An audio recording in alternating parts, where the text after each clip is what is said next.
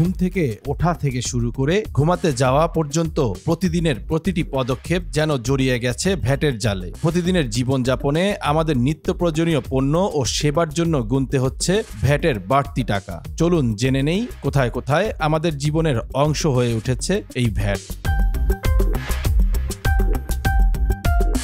সকাল শুরু হয় দাঁত ব্রাশ করার মধ্য দিয়ে। আমরা টুথপেস্ট এবং টুথব্রাশ ব্যবহার করি, সেখানেও রয়েছে ভ্যাট। আমাদের সকালটা শুরুই হয় ভ্যাট দেওয়ার মধ্য দিয়ে। ঘুম থেকে উঠে দাঁত ব্রাশ করতে যে টুথপেস্ট ও টুথব্রাশ ব্যবহার করি সেখানেও দিতে হয় ভ্যাট। এরপর গোসল, টয়লেটের কাজ কিংবা ত্বকের যত্ন নেওয়ার জন্য সাবান, শ্যাম্পু, টিস্যু সবকিছুতেই রয়েছে ভ্যাট। বিশেষ করে টিস্যুর ওপর ভ্যাটের হার 7.5% থেকে বাড়িয়ে 15% করায় এখন টিস্যুর ব্যবহারও হয়ে উঠেছে ব্যয়বহুল। তাই এখন টিস্যু ব্যবহারও করতে হবে অনেক চিন্তাভাবনা করে। নাস্তার টেবিলে যদি থাকে পাউরুটি, জ্যাম, জেলি কিংবা বিস্কুট, সেখানেও আপনার জন্য অপেক্ষা করছে ভ্যাট। বেকারি পণ্যে ভ্যাট বৃদ্ধির ফলে নাস্তায় খরচ বেড়ে গেছে। অফিসে যাওয়ার পথ যাত্রাপথে কিছুটা স্বস্তি পেলেও বাড়ি ফিরতে গিয়ে যদি ফল কিনতে চান, সেই ফলমূলেও রয়েছে শুল্ক আর ভ্যাটের বাড়তি বোঝা। আপেল, নাশপাতি, কমলালেবু, আঙ্গুর সব ধরনের আমদানিকৃত ফলে সম্পূরক শুল্ক ও ভ্যাট যোগ হওয়ায় বেড়ে গেছে খরচ।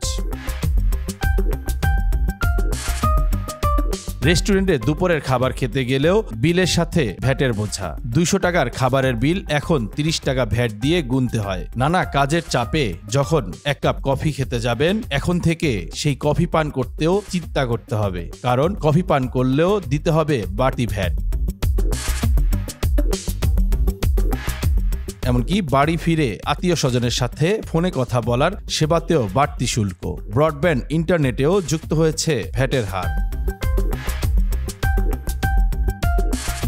ঈদের মৌসুমে পোশাক কেনাকাটার সময়ও ভ্যাটের বোঝা। ব্র্যান্ডেড পোশাকের ওপর ভ্যাট 7.5% থেকে বাড়িয়ে 15% করা হয়েছে। রান্নাঘরেও কিচেন টিস্যু সহ আনুষঙ্গিক পণ্যে 15% ভ্যাট।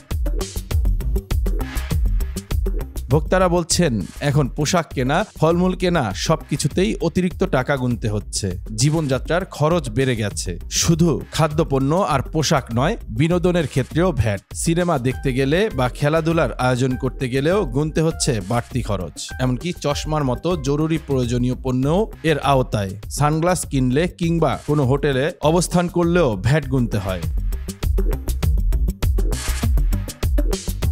বৃদ্ধি পেয়েছে আকাশপথে ভ্রমণের শুল্ক। প্রতিটি ক্ষেত্রে ভ্যাট যেন আমাদের জীবনের অবিচ্ছেদ্য অংশ।